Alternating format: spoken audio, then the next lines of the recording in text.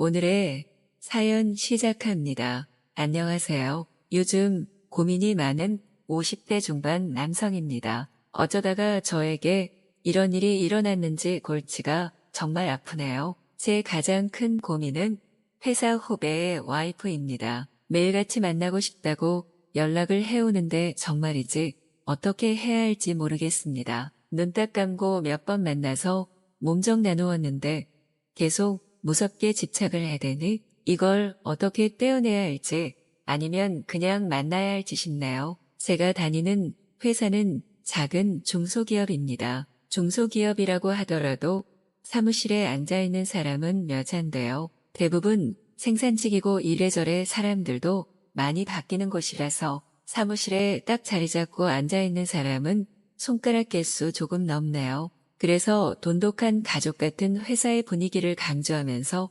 회식이 잦은 편입니다. 코로나 이전에는 워크숍도 참 많이 갔는데 아무래도 코로나 때 인원 감축도 좀 하고 재택근무도 좀 하면서 상황이 바뀌었죠. 작년 여름부터 정상적으로 모두 출근을 하게 되었는데 생각보다 회사가 매출이 올라가면서 사람을 급히 뽑게 되었습니다. 절반은 회사를 10년 이상 다닌 골수 직원들이고 절반은 새로운 사람들이라서 눈코 뜰 새 없이 일을 맞춰가서 이제 안정화가 되었네요. 신년맞이로 대표님이 다 같이 워크숍을 가면 좋겠다 하시더군요. 매출도 많이 올랐고 좋은 펜션 하나 빌려서 부부 동반으로 같이 하자고 하셨습니다. 바다도 보이고 수영장도 있고 족구장도 있는 큰 펜션을 아예 통째로 빌리게 되었네요. 각각 가족마다 크게 방도 대여해주고 다들 가정이 있는 사람들이라 일이 수월하게 진행되었습니다.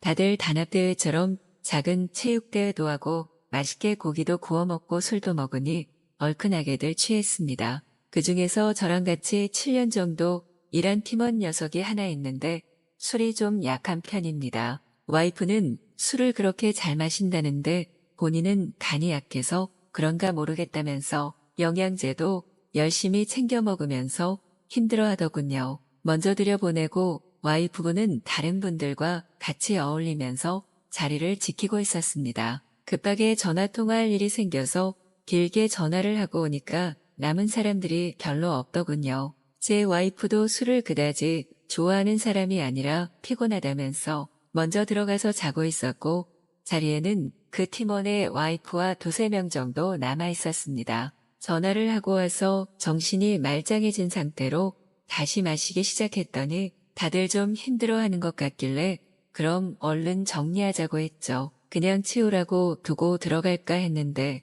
다들 상태도 안 좋고 음식물이나 당장 치워야 할 것들만 좀 치우자 해서 도왔습니다. 나머지 두세 명도 자리에 들어가고 하다 보니 저랑 그 팀원의 와이프 딱 둘만 남게 되었습니다. 분주하게 움직이면서 치우던 와중에 혹시 괜찮으시면 자기랑 술을 한 잔 더 하자고 하는 겁니다. 술이 많이 고프신 건지 아니면 남편에 대해 잘 부탁한다고 이야기하고 싶은 건지 모르겠지만 그래도 나름 챙기는 팀원이라 그러자고 했습니다. 결혼하신 지는 5년 정도 되었는데 결혼식이랑 회식하다 술자리가 길어져 어쩌다 하게 된 집들이 이후로는 처음 뵙는 거였죠. 홀짝홀짝 마시는데 약간 눈빛이 풀린 것 같아서 이걸 어떻게 하나 싶었는데 갑자기 막 말을 하시더군요. 팀원이 40대 후반, 와이프분은 40대 초반인데 아이가 아직 없습니다. 자기들이 어린 나이에 결혼한 것도 아니라서 아이를 가지려고 많이 노력했다. 근데 잘 안 들어서더라 집에서는 다들 제 탓만 한다고요. 그래서 결혼하고 1년 정도부터 꾸준히 시험관을 하다가 코로나 때 잠시 조용해지더니 다시 괜찮아지니까 계속 시험관을 부추긴답니다. 너무 아프고 힘들고 솔직히 나이도 나이인지라 그냥 포기하고 안 하고 싶은데 시댁에서는 그렇지 않은 것 같다고 하네요. 참 고생이다 싶은 게 저도 와이프가 다낭 성난소 증후군 때문에 시험관을 했던 케이스입니다. 첫째는 시험관으로 가졌고 둘째는 뒤늦게 8년 있다가 자연으로 갖게 되어서 다들 축복이라고들 많이 했죠.